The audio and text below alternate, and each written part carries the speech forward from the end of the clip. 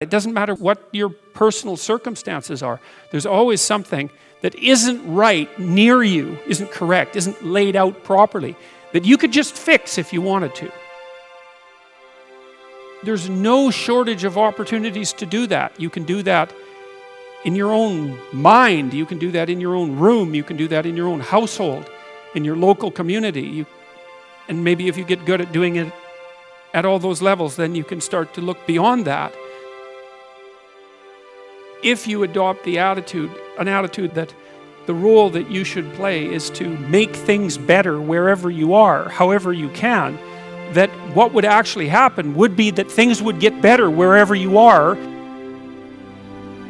The world shifts itself around your aim, because you're a creature that has an aim. You have to have an aim in order to do something. You're an aiming creature. You look at a point and you move towards it. It's built right into you.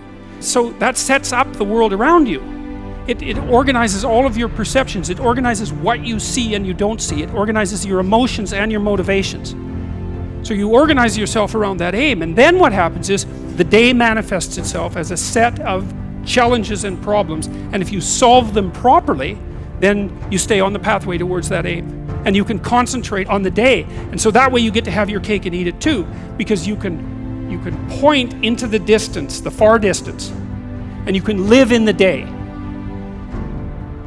And it seems to me that makes every moment of the day supercharged with meaning, because if everything that you're doing every day is related to the highest possible aim that you can conceptualize, well, that's the very definition of the meaning that would sustain you in your life. An uphill trajectory is actually even better than being somewhere good as far as I'm concerned, because one of the things that really makes your life meaningful is the clear realization that you're headed somewhere better than you are now. And then it's even better if you also understand that there's a direct causal relationship between the things that you're doing and the steepness of that incline. There's two modes of being in the world, right? There's one where you adopt the responsibility for living properly, for being properly, and you make the sacrifices necessary for doing that, and then everything will flourish properly.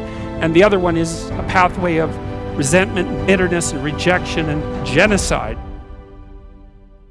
If you make your life 0.1% better a week, man, in 2 or 3 years, you're in such a better place than you were that it isn't even like the same domain. And if you keep that up for 10 years or 20 years, especially if you're young and you start early, you start to straighten yourself out and fix the things that you can fix. You can transform your lives in ways that are completely unimaginable. And God only knows what the upper limit of that is in terms of human possibility. What you're actually made of, what you're made of is what you encounter when you voluntarily encounter the unknown. And so the more you voluntarily encounter the unknown, the more you get made of. And the more you get made of, the more there is to you. And then the more you're good at encountering the unknown and restructuring order and calling forth proper order out of the potential of being. And God, you got to think, why wouldn't you do that since you can do that? The fact that you're fragile is actually a precondition for your heroism, because if you weren't fragile, then there'd be nothing heroic about doing something difficult, right? Because if you couldn't be hurt or damaged or defeated or end up in failure, then where's the moral courage in the endeavor? It has to be that the fragility is built into the courage. People denigrate the opportunities that are right in front of them. And there's no reason to do that, because what's right in front of you is the majesty of being. That's what's right in front of you. It's inexhaustibly complex and full of potential, and there's no reason to assume that wherever you happen to be isn't as good a starting place as anywhere else. I know some people have terrible, terrible lives. They're in situations that are absolutely unbearable. But I also do know that even situations like that can be made a hell of a lot worse by the worst kind of attitude, that's for sure. What I learned to do, I think, was to stop saying things that made me weak. I mean, I'm still trying to do that, because I'm always feeling when I talk whether or not the words that I'm saying are either making me align or making me come apart. I think alignment is the right way of conceptualizing it, because I think if you say things that are as true as you can say them, let's say, then They come out of the depths inside of you. Because we don't know where thoughts come from. We don't know how far down into your substructure the thoughts emerge. We don't know what processes of physiological alignment are necessary for you to speak from the core of your being. We don't understand any of that. We don't even conceptualize that, but I believe that you can feel that. I decided that I would start practicing not saying things that would make me weak, and what happened was that I had to stop saying almost everything that I was saying. I would say 95% of it. It's a hell of a shock to wake up and realize that, and you might think, well, do you really want all of that to burn off? It's like, well, there's nothing left but a little husk, 5% of you. It's like, well, if that 5% is solid, then maybe that's exactly what you want to have happen. The issue is, there are times in your life where you know that the thing that you're saying is not true. It's a deception. It's a lie of some sort, and you're using it to manipulate yourself or another person or the world. And you're also fully possessed of the idea that you can get away with it. Where are you once you destroy your own ideal? What's left for you? There's nowhere to go. There's no up. And when there's no up, there's a lot of down.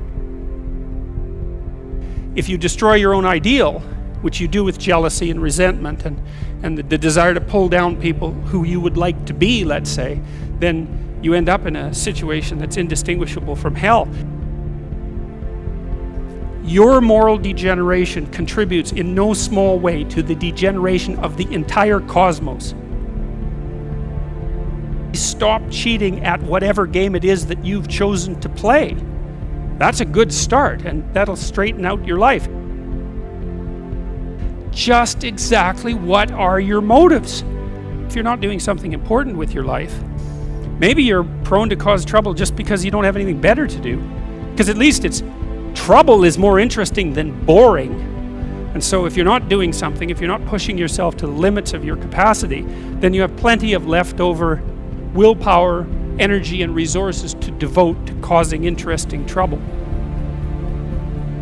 There are so many things that need doing that all you really have to do is open your eyes and look at them and then decide that you're actually going to do something about them. And you might think, well, what's within my scope of influence is so trivial that it's not worth doing. It's like, it won't stay trivial for long if you do it. Not at all, and I don't think it's trivial to begin with. I really don't believe that anything done right is trivial. And my experience in my life has been that anything I actually did paid off. It didn't pay off necessarily in the way that I expected it to pay off. That's a whole different story.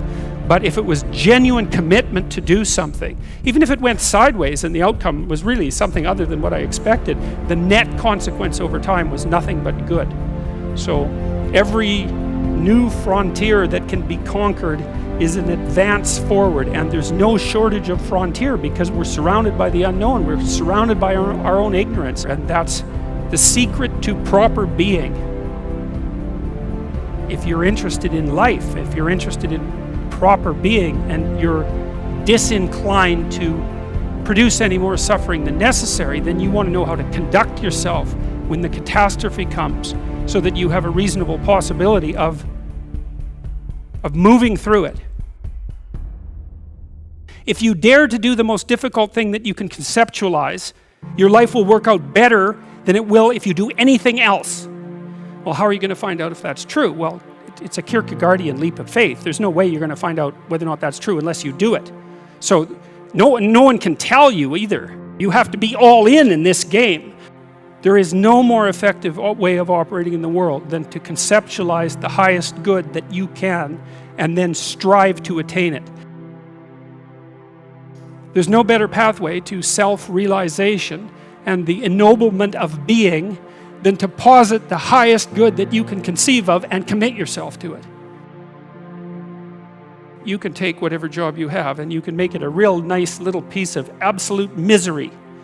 Or you can act like a civilized human being and notice that no matter where you are, there's a richness and a complexity that's completely inexhaustible right at hand. And then you can take that seriously and you can say, well, I can make it a lot better if I want to. I can get along properly with my coworkers and not gossip behind their back, and I can treat my customers properly, and if an opportunity comes my way, I can take it and I can see what happens.